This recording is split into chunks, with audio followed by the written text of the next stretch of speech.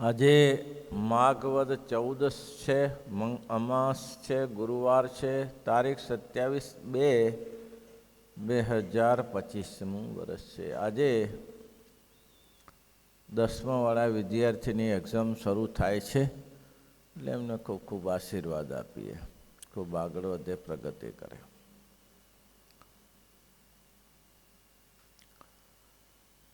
પ્રશ્ન ઉપસ્થિત શ્રીજી મહારાજે પોતે જ કર્યો કે દેશ કાળ ક્રિયા સંગ મંત્ર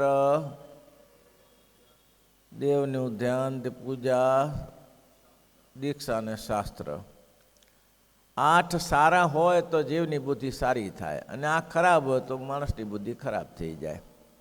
આવું જગ્યાએ છે, અને આનું તો મહારાજે ઘણી જગ્યાએ પૂર્વક્રમનું પ્રતિપાદન કર્યું છે.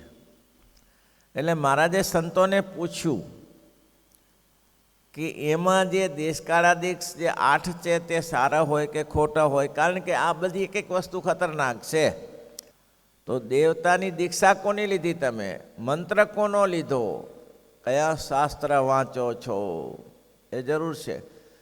આ બધા શાસ્ત્ર છે ને, તમે જેવું જેવું વાંચન કરશો તેવી બુદ્ધિ થશે તમારી, જેવું વાંચન કરશો તેવું. જૈનના આ ઘણા લોકો સાકારવાદી, ચુસ્તપણે સાકારવાદી હોય છે. પછી કેવા કિશોર મસરૂવાલા કોઈ સામાન્ય નહોતા, બહુ ઊંચા હતા. આટલા બધા ભગવાનના ભક્ત હતા. એને ગ્રંથ લખ્યોમાં ભગવાનનું, સ્વામિનારાયણ ભગવાનનું સર્વોપરીપણું ઉત્પાદન કર્યું. પણ એક હિમાલયમાં, આબુમાં એક બ્રહ્મજ્ઞાની મળી ગયા, અને એનો સમાગમ થયો, બધું સાફ થઈ ગયું. બ્રહ્મજ્ઞાનને માનતા થઈ ગયા. નિરાકાર જ સત્ય છે. કેમ તો કે એના શાસ્ત્રનું અધ્યયન કરવાથી, એવાની વાણી સાંભળવાથી. એટલે મહારાજ કહે છે કે એ શક્ય જ નથી. તમારે જો ભગવાનના ધામમાં જવું છે અને અક્ષરધામની પ્રાપ્તિ કરવી છે, તો 8 સારાનું સેવન કરો. દેશે સારો સેવો, કાળે સારો. એટલે હવે કાળ તો તમારે આધારે નથી, કાળ ખરાબ કરો તો નીકળી જવું પડે ત્યાંથી. દેશ તો સારો હોય, પણ કાર ખારો. મારે મૂળ દેશોપી સ્વશેષમ સદ્ય વિચક્ષણી ત્યાજ્યો મદાસ્થિત એમ ગત્વા દેશાંતરમ ગુર્યો સુખમ. મારે કે મૂળ દેશ ખરાબ હોય તો એ દેશનો ત્યાગ કરી દેવો, અને એટલા જ સુખી થાય. લકીરના ફકીર કોઈ દિવસ સુખી ના થાય, રેખાને પકડીનારા કોઈ દિવસ સુખી થતા નથી. ત્રયસ્થાનમ ન મુંચતી કાકા કા પુરુષા ખગા. આ સ્થાન છોડતા નથી. કાગડાઓને ગમે ત્યાં લોકો પથ્થર મારે, સ્થાન ન જોડે. ખડ પુરુષને માણસ ગમે એટલો હેરાન કરે, પણ એને મૂર્ખાને ખબર ના પડે કે મારું અપમાન થાય છે અહીંયાથી, મારે નીકળી જવું જોઈએ. અને મૃગલાઓ જંગલમાં એમને મરી જાય પાણી વગર, પડતા અને છોડીને બીજી જગ્યાએ જાય. આમ છે. ગજા અને ત્રયસ્થાન મુંચંતી, 3 જણા સ્થાન છોડી દે છે. ગજા, સત્પુરુષા, સિંહા. સિંહોને શિકાર ના મળે, છોડી દે જગ્યા. હાથીઓને એમ લાગે કે અહીંયા કંઈ છે નહીં, તો ગમે તે દેશ શોધી લે. અને સત્પુરુષો પણ પોતાનો માર્ગ કાઢી લે છે. પડ્યાને 3 જણા છળ મૂકી દે, સુખી થાય છે. અને જે લકીરના ફકીર થઈને પડ્યા રહે છે, કોઈ દિવસ સુખી ના થાય. 8 સારા જ સેવવા, તો કે એમાં પૈસા ન હોય તો એમાં પૈસાની જરૂર જ નથી. પહેલે લોકો હેરાન થયા છે, ઘણા લોકો હેરાન થયા છે આર્થિક પોઝિશનમાં. દેશ તો સારો જ છે, પણ કાળ સારો નથી, વરસાદ નથી, પાકતું નથી કાંઈ, તો ખાવું શું ત્યાં રહીને કરવું શું? એવા દેશનો ત્યાગ કરી દેવાનો. જે દેશમાં કોઈ એવી નાની મોટી ભૂલ થઈ ગઈ હોય, જેનો થકી અપમાન થતું હોય, તો પછી કેનાલમાં પડીને મરવું નહીં, પણ એ દેશ છોડી દેવો, ગમે તે આગળ નીકળી જવાનું. જીવ છે, દેહ છે, ભૂલે કરે, ભૂલ કરે તેની ચિંતા નહીં, પણ એ દેશ છોડી દેવો, બીજી જગ્યાએ સુખીથી રહેવું, રહી શકાય છે. ને બુદ્ધિમાન આ જોઈતા રમધામમાં ગયા, એને દેવું થઈ ગયું એના ઉપર કરોડ રૂપિયા જેવું, તે દિવસે આજે 30 વર્ષ પહેલાં. કરવું શું હવે? ઘણા એવા હોય છે. આ તો આપણે સામે હતા એટલે ખ્યાલ. પછી એકાએક એને શું વિચાર કર્યો, આ જીવન ભગત એ બધા હાલ્યા ગયા, એટલે છોડીને રાતોરાત ચાલ્યા ગયા, અને વિઝા મળી ગયા, પહોંચી ગયા અમેરિકામાં. અત્યારે મસ્તથી જીવે છે જીવન ભક્તો છે. જોતા રમતો ધામમાં ગયા. તો કહેવાનું કે એ જ સુખિયા થાય છે. તકનું જે કામ કરી લે તેનું તકદીર કામ કરે છે ભાઈ. સમયનું કામ કરી લે છે ને કે આ સમય આવો છે, આ સમયનું આ જ કરી લેવાય, બીજું કંઈ કરાય નહીં, એ માણસ સુખી થાય છે. કેટલી સરસ વાત લખી છે. 8 સારા સેવવા, દેશ સારો સેવો, કાર સારો સેવો, દેશ કાર ક્રિયા, અને આ ક્રિયા તો જે દેવા દેશમાં જે માણસ સારા હોય તો ક્રિયા સારી જ થાય, એના આધારે જ છે ને ક્રિયા. તો ખોટા રાક્ષસો ભેગા થયા તો એવી જ ક્રિયા થાય, સત્પુરુષો ભેગા થયા તો એવી જ ક્રિયા થતી હોય. એમાં તો એટલે સત્પુરુષનો સંગ કરવાનો. દેશકાળ ક્રિયા સંગ, સંઘનું બહુ મહત્વનું કામ છે. સંગ મહત્વનું કામ છે. જેવાનો સંગ કરશો એવો થશે. એમ કહેવાય છે જેવો યાર કરે જન ટાણે રે, એવો આવે યોડકારે. જેવો યાર કરે જન ટાણે રે, એવો આવે ઓડકારે. જેવું ખાવ તેવો ઓડકાર આવે. ભાઈ આવે ને, જેવો ખાઈએ ઓડકાર આવે.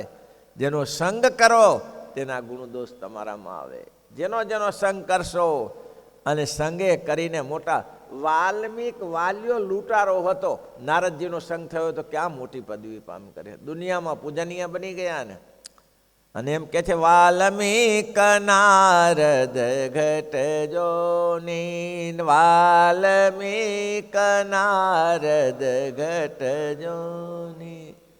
કેટલું સરસ ના તુલસીદાસજી લખે, ક્યાં હતા ને ક્યાં પહોંચી ગયા.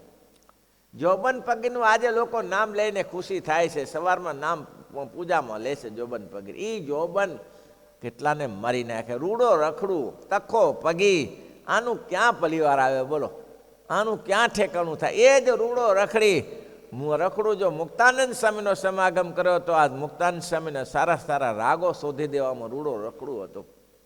નવા નવા રાગ, કંઠ બહુ સારો, નવો નવો રાગ લઈને મુક્તાનંદ સ્વામી પાસે આવે ને મુક્તાનંદ સ્વામી કીર્તન બનાવે. આ રૂડો રખડું 52 જીવ મારતો ત્યારે એનું સાંજ પડતી. આવું પોતે લખે છે. પણ જો કહેવાનો સંગ થયો તો કેવું કામ થઈ ગયું. સંગ મહત્વનું કામ કરે. વાલ્મીક નારદ ઘટ જોની, વાલ્મીક નારદ ઘટ જોની. નિજ નિજ મુખ ની કહી નિજ હોની, નિજ નિજ મુખ ની કહી નિજ હોની. વાલ્મીક નારદ ઘટ જોની, વાલ્મીક નારદ. સંગે કરીને વાલીઓ લૂંટારો હતો પણ વાલ્મીક ઋષિ બની ગયા, થઈ ગયા ને ભાઈ. નારદજી કે હું દાસી પુત્ર હતો, પણ એક સાધુનો સમાગમ થયો. આહા હા હા, ઉલટો પોલટ થઈ ગયો. કુંભજોની અગસ્ત્ય મુનિ કહે છે કે હું ક્યાંક મા બાપે ન મળી મને જન્મવા માટે. કુંભમાંથી જન્મ્યો, કુંભમાંથી એનો જન્મ થયો. મારું ઠેકાણું ખરું ઠામ ઠેકાણું. પણ જો ગુરુ વશિષ્ઠનો યોગ થયો તો કામ થઈ ગયું ભાઈ. મોટાના સમાગમે કરીને મોટી પદવી થાય છે. તેમ હંમેશા નબળાને ના સેવા, ભગવાનના ભક્તને સેવા. લંપટને સેવાથી શું થાય કયો? લંપટને સેવાથી કંઈ ન થાય. આકાશને બાથ ભરવાથી કંઈ હાથમાં ના આવે. આવે હાથમાં આવે કંઈ ના. વૃક્ષને હાથ ભરો તો કંઈ કે ફળે મળે. એને બાપ ભરવાથી આજને ને કાલે, પણ આકાશને હાથ ભરવાથી બાપ ભરવાથી કંઈ ના થાય. મારે કે સંઘનું મહત્વનું કામ છે બધે કહ્યું ને. અને કહ્યું કેટલું, સોજાન બસત સંગ પ્રભાવ, સોજાન બસત સંગ પ્રભાવ. તે સત્સંગનો પ્રભાવ છે ભાઈ, સંઘનો પ્રભાવ છે. સોજાન બસત સંગ પ્રભાવ, સંગ પ્રભાવ. લોક હિ વેદ હિ और न कावो, लोक हि वेद हि और न कावो. सो जानब सतसंग प्रभावो, सो जानब. એના માટે ઉદાહરણ આપ્યું. કેમ તો કે સાધુ ચરિત શુભ ચરિત કપાસા, સાધુ ચરિત શુભ ચરિત કપાસા. સાધુનું ચરિત્ર તો કપાસ જેવું છે. નિરસ બિષાદ ગુણમય ફલ જાસા, નિરસ બિષાદ ગુણમય ફલ જાસા, સાધુ ચરિત શુભ ચરિત કપાસા, સાધુ ચરિત શુભ કરિત કપાસો, સો સઈ દુઃખ પર છિદ્ર દુરાવા, સો સઈ દુઃખ પર છિદ્ર દુરાવા, વંદનીય જહી જગ જસ પાવા, વંદનીય જય જગ જસ પાવા, સાધુ ચરિત્ર શુભ ચરિત કપાસા, સાધુ ચરિત શુભ કપાસા. સાધુ તો કપાસ જેવું એનું હૃદય છે, પુણ્યો થાય, કાપડ વણાય, લોકોના અંગ ઢાંકે. સાધુ તો જીવનના અંગ ઢાંકે છે, જગતના અંગ ઢાંકે છે. અંગ ઢાંકે છે એટલે ખરાબમાંથી સુધારો કરી નાખે છે, ગંદકી કઢાવી નાખે છે. કોઈ સાધુનો સમાગમ થાય તેની વાત છે. સાધુનું કામ છે સાધુ ચરિત્ર ચરિત્ર કપાસા, નિરસ વિશદ ગુણમ. એમાં કપાસ મચાવીએ તો કંઈ એમાં ખાટો કે ખારો કંઈ સ્વાદે ના આવે. એમાં ખાટો ખારો સ્વાદ ના આવે કપાસ, કંઈ આવે કંઈ નહીં, નિરસ છે. પણ એવા રસવાન છે ને, ભલભલાને રસવંતા કરી દે. એટલે સંઘનું મહત્વ ટૂંકમાં વધારે છે, મંત્રનું મહત્વ છે. સંઘ પછી મંત્ર આવે. મંત્ર સારો જ છે. કેવો છે? છે નામ મારા શ્રુતિમાય અનેક, છે નામ મારા શ્રુતિમાય, સર્વોપરી જય ગણાય એક, સર્વોપરી જય ગણાય એક. જય સ્વામિનારાયણ નામ લેશે, જય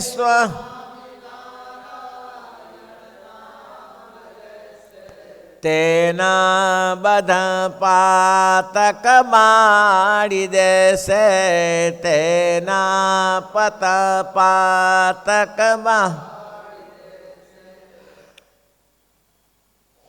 અમૂલ્ય મંત્ર છે. અને એમ ઘસઘસ કરો, ઘસઘસ કરો, મારા પોતાને મેળે આવી જશે. ભાઈ ગમે તેવો કાટ ઉતરી જાય.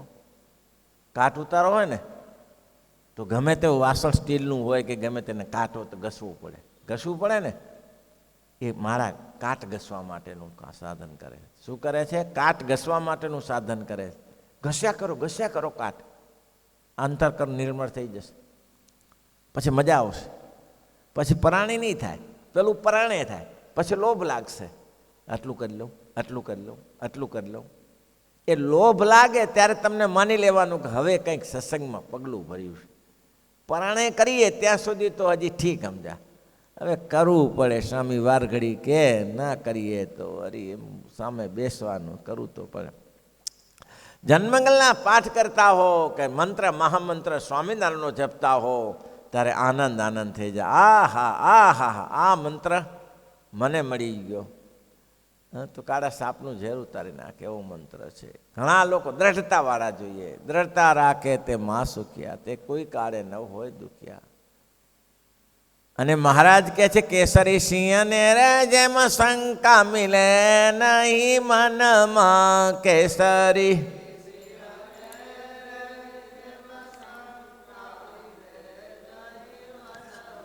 એકાએકી રે નિર્ભય થઈ વિચારે વનમાં, એકાએકી રે નિર્ભય. પંડે છોટો રે રામેંગળ ને મારે, પંડે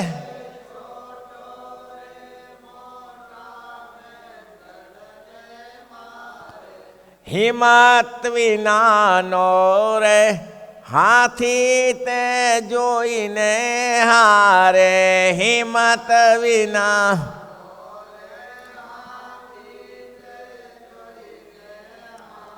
જજમેન્ટના ખુલાસામાં કહે છે, જો હોય હિંમત રે નરને ઉરમાઈ ભારી, જો હોય હિંમત રે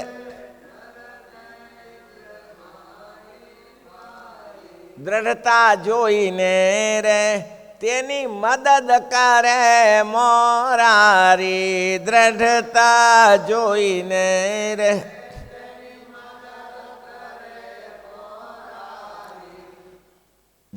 જો હિંમત રાખવી પડે. આ મંત્ર છે એ મારું સફળ જ કોનું સફળ નથી કર્યું, કોનું કામ નથી કર્યું, કરવો તો ખરા, લાગી તો પડો. બાકી તો મોટા મોટા પુણ્ય પર હાલે ગયા. મહારાજ કે નિષ્કુળાનંદ સ્વામી કે પાટા બાંધીને બેસનારી મરી ગઈ, નરકમાં ગઈ. પાટા બાંધીને પતિવ્રતાપણું રાખનારી હાલી ગઈ અને 5 પતિવારી તરી ગઈ. ભાઈ એવું થયું, 5 પતિવારી તરી ગઈ, દ્રૌપદી તરી ગઈ. ભલે 5 પતિ કર્યા, પણ કોનો આશ્રય હતો? કૃષ્ણનો આશ્રય હતો. આશ્રય કૃષ્ણનો હતો. તો 5 પતિ કર્યા તોય તરી ગઈ. ભલે આમ પાટા બાંધીને આખી જિંદગી પસાર કર્યું તોય વેર ઝેર છૂટ્યું નહીં. ભાઈ હો, આવું થયું. છેલ્લે કૃષ્ણને શાપ આપ્યો. અને ખબર નહીં આ કોણ છે, આ કોણ છે ખબર નહીં. એને શાપ આપ્યો કે જા 36 વર્ષ, મારા બધા હાલ્યા ગયા એમ તારા 36 વર્ષ નાશ થઈ જશે. હવે આ એને કે ક્યાં રાજા અને ક્યાં ગાંગુ તેલીને ક્યાં રાજા ભોજ. આના જેવું છે ને. એ ભગવાન આગળ શું છે? ના સમજે. સમજ્યો દુર્યોધન? ના સમજો, કોઈ રીતે ના સમજો. ભગવાને વિશ્વરૂપ આટલું મોટું સુદર્શન ચક્ર માર્યું, તારે પોતાને એટલું બધું રૂપ બતાડ્યું, તારે એને ખબર ના પડે આ ભૂત નથી એટલે ખબર ના પડે? આ કોઈ મહાપુરુષ, આ કોઈ સામાન્ય ભગવાન ના સમજે મહાપુરુષ છે એમ આની આગળ મારું નહીં ચાલે. યુદ્ધ કર્યું, ખેદાન મેદાન થઈ ગયું, ના સમજી શકે. એટલે મહારાજ કહે છે કે દ્રૌપદી તરીજી. કેમ? તો કે મંત્ર શુદ્ધ શ્રી કૃષ્ણનો હતો, સાદો મંત્ર હતો. મંત્ર જેની પાસે છે તે તરી જાય. પછી દેવની દીક્ષા પણ, દેવનું જો ધ્યાન છે એ પણ દેવનું કરવાનું, એવા દેવનું ધ્યાન કરવાનું. આ જે કોઈ કામ ન લાગે એવા દેવનું ધ્યાન કરીએ તો શું થાય? એને ભેગા કરી દે. જેને જેની ઉપાસના કરશો તે પોતાને ભેગા લઈ જશે. કૃષ્ણને મહારાજ કે કોલો કોઈ કોટી ત્યાંથી ભગવાનના ધામ તો ભગવાનના જ છે, પણ તમારી જેટલી કેપેસિટી હશે એટલું જવાશે. પેલો સ્વર્ગમાં ગયો માવજી મામા, શું રત્ના મામાનો છોકરો, એ ત્યાંથી અક્ષરધામમાં જઈ શક્યો. કારણ ઉપાસના ભગવાન સ્વામિનારાયણની કરી તો જઈ શકે. અને પછી કે છે એવા દેવનું ધ્યાન કરો. પછી દીક્ષા પણ એની જ હોવી જોઈએ. દીક્ષા એટલે શું? દીક્ષા એટલે શું? સાધુ થવું? તો કે ના એ કઈ જરૂર નથી, સાધુ થવાની જરૂર નથી. તો શું? કોઈની પાસે ગુરુ મંત્ર લઈએ, દીક્ષા. આપણે આચાર્ય મહારાજ પાસે દીક્ષા લઈએ છીએ, ગુરુ મંત્ર કહેવાય, તો એ દીક્ષા લેવાય. આ શરીરમાં આટલી વસ્તુ જરૂરી છે એટલું ધ્યાન રાખજો. જો પંચોરત્માન તો જોઈએ ને જોઈએ, એની સાથે ગ્રસ્તાશ્રમીને જનોઈ જોઈએ, તિલક ચાંદલો જોઈએ, શિખા જોઈએ, પછી શું જોઈએ? કંઠી જોઈએ, પછી ગુરુ મંત્ર જોઈએ. ભાઈ આપણે તો બધા ગુરુ મંત્રવાળા જોઈએ. લીધો છે ને? હમણાં લઈ લીધો? સારું કર્યું. ભાઈ ગુરુ મંત્ર, શિષ્ય મંત્ર કે ગુરુ મંત્ર? ગુરુ મંત્ર એ પણ દીક્ષા જ છે એક જાત. ગુરુ મંત્ર લેવો હોય અને શાસ્ત્ર સારા વાંચવા બાપા. હો નવલકથાઓમાં અને શું કાઢીને શું કાઢવાનું. આ મોબાઈલ જેવું છે, સવારથી સાંજે જોઈએ, લોકો મસ્તી માણે છે, અંતે શું ફળ મળ્યું? તો કે 0. શું મળે ફળ? એક સારું નિષ્કુળાનંદ સ્વામી દ્રષ્ટાંત આપ્યું કે સવારથી એક ભાઈ પાણી વલોડવા બેસી ગયો, કોઠી ભરીને સમુદ્રમાં વલોણું ચાલુ કર્યું. આ ગમે તેમ કરીને માખણ લાવવું છે, મળી ગયું ને માખણ. હિંમત રાખી તો શું ના મળે? હિંમત રાખી તો માખણ. અરે હિંમતનો બાપ રાખે તો એ હિંમત ખોટી હિંમત કામ કરી દે. વલોણું કરવા જાય મળે? સમુદ્રમાં વલોણું કરીને બેઠો, રવાયો નાખીને બેઠો ફીટ કરીને, હમણાં માખણ બારે આવશે. માખણ ના આવે, ઝેર આવે બારે, માખણ મળે નહીં. એમાં રેતી પીલે તેલ નીકળે, રેતી પીલે સરસવ પીલવા પડે. મકાઈ પીલવી પડે, રેતી પીલવા લાગ્યો, તેલના કોઠીઓ ભરી દઉં. કોઠીઓ નહીં, તું અમરો કોઠીઓ થઈ જાય. કોઠીઓ ક્યાંથી ભરાય કયો? એમાં ભરાય કોઠીઓ? રેતી એટલે જગતમાં આના જેવું છે ભાઈ. દર્શનભાઈ આવું છે. શું કરે? રેતી પીલે છે, તેલ ના નીકળે, સમુદ્ર હલોવે છે, માખણ ના નીકળે. આટલું અનુસંધાન રાખવું, પણ એ જ કોઈ થોડા મોટા સરસવ નાખીને પીલી હોય તો તેલ નીકળે. તેમ ભગવાનના એવા જે દીક્ષા લીધી હોય અને એવા શાસ્ત્ર સાંભળીએ તો એની ફળશ્રુતિ થાય. બાકી શું ફળશ્રુતિ થાય? શ્રીપતિ શ્રીધરમ